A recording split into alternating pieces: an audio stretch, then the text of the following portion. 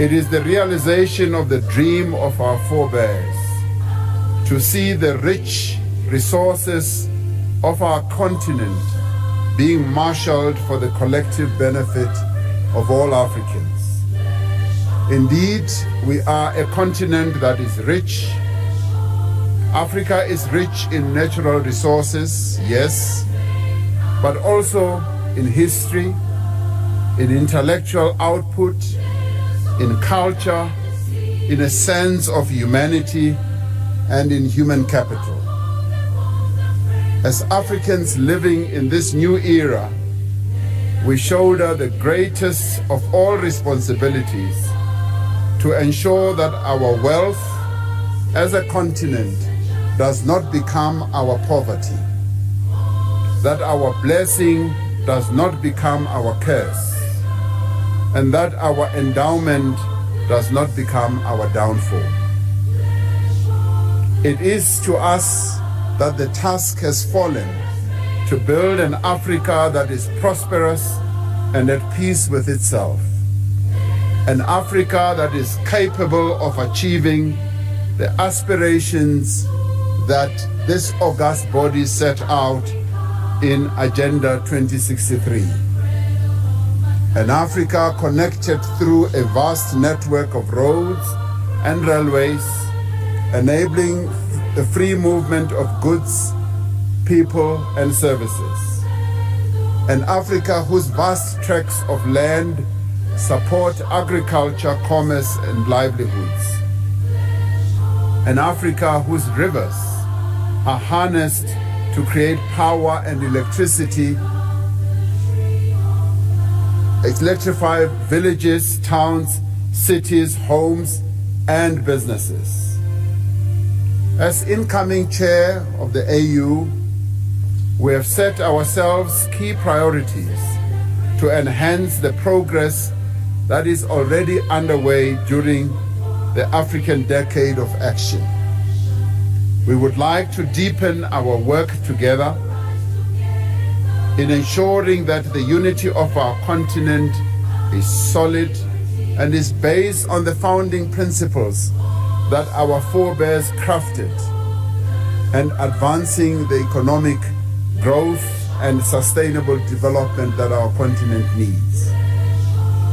Our collective work to ensure political and economic unity, good governance, and peace should be strengthened by supporting integration, industrialization, economic development, trade, and investment. And in pursuit of this priority, we will host the 13th Extraordinary Summit on the AFCTA to be held back-to-back with the Extraordinary Summit on silencing the Gunz in May 2020, and I will talk about the silencing of the Gunz in a little while. Working closely with President Mahamadou Issoufou of Niger in his capacity as the AU champion on the AFCTA, we will work for the finalization of the outstanding issues with regard to this agreement. We must all ensure that the AFCTA does not become a conduit for products with minimal African value addition to enter and penetrate our local markets under the guise of continental integration. There must be a reasonable standard set for what constitutes a product that is proudly made in Africa. We have to level the playing field for African businesses so that they are able to operate in a large-scale market unfettered by regulatory fragmentation.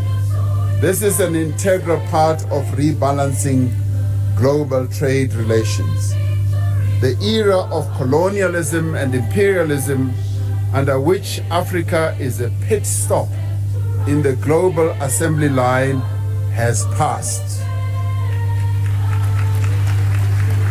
The success of the AFCTA depends on infrastructure development. We must all drive the implementation of the Presidential Infrastructure Champion Initiative so that priority and high-impact projects act as catalysts for the implementation of the AfCFTA.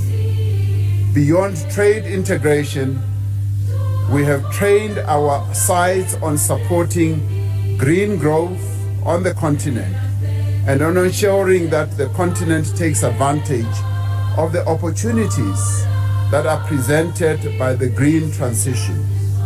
This includes new industries in energy, materials engineering, the circular economy, sustainable agriculture, and clean production. The fourth industrial revolution presents our continent with great opportunities. The uptake of digital technologies will lead to improved competitiveness and provides fresh opportunities for inclusive growth. Millions of our continent's young citizens are digital natives, and we must drive a skills revolution to enable Africa to take a quantum leap into the economy of the future. To give full effect to our attention to this important area of work, we should establish an Africa Artificial Intelligence Forum to also include those who are in the diaspora. Your Excellencies, in this year that we conclude the Decade of African Women, we must advance women's economic and financial inclusion. But we must also address the scourge of gender-based violence that is so rife on our continent. We want to focus on ensuring that there is accountability to global gender commitments. We have heard the calls of the women and the girls of Africa for liberation from the shackles of patriarchy, violence, and economic exclusion.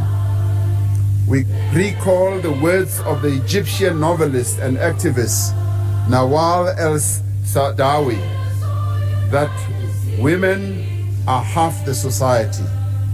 You cannot have a revolution without women. You cannot have democracy without women. We intend to work closely with President Akufo-Addo of Ghana to ensure the interests of women are mainstreamed, and want the years 2020 to 2030 to be declared as the decade of African women's financial and economic inclusion.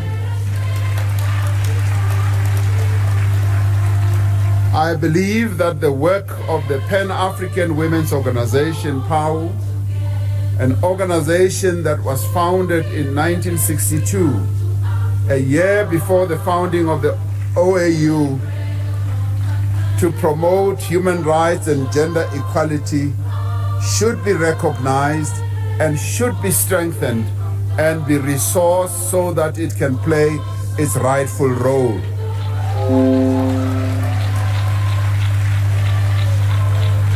We have to find more practical and sustainable ways of empowering the women of our continent so that we move beyond the cliches and the general statements that we pronounce on podiums every time. Public and private procurements offer great opportunities as they account for 30% of the GDP of many countries on our continent. Agenda 2063 calls for the allocation of at least 25% of public procurement to be for women-owned businesses, yet women-owned businesses are given less than 1% of procurement. We need to change this. It is not unreasonable.